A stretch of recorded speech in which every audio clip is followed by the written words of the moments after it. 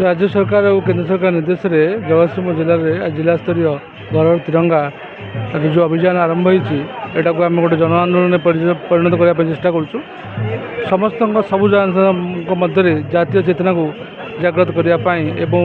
आम तिरंगा पताका सम्मान बढ़ाया सहित समस्त भागीदारी गोटे जातीय चेतना को सुदृढ़ करवा और समस्ते केमती जातिर जो आम देश जो एकता अच्छी अखंडता अच्छी से अक्षुण्ण रहा गोटे महायात्रा आरंभ होती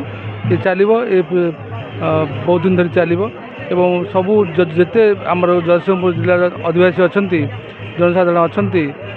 तथापि युवशक्ति हो ना स्वयंसेवा गोष्ठी मिशन शक्ति समस्ते सरकारी कर्मचारी समस्त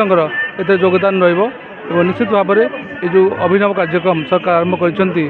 देशर संहति एवं अखंडता और अक्षुण्णता रखापी यहाँ निश्चित भाव में अभियान आम सफल हम। धन्यवाद। समस्त उत्साह घरे घरे तिरंगा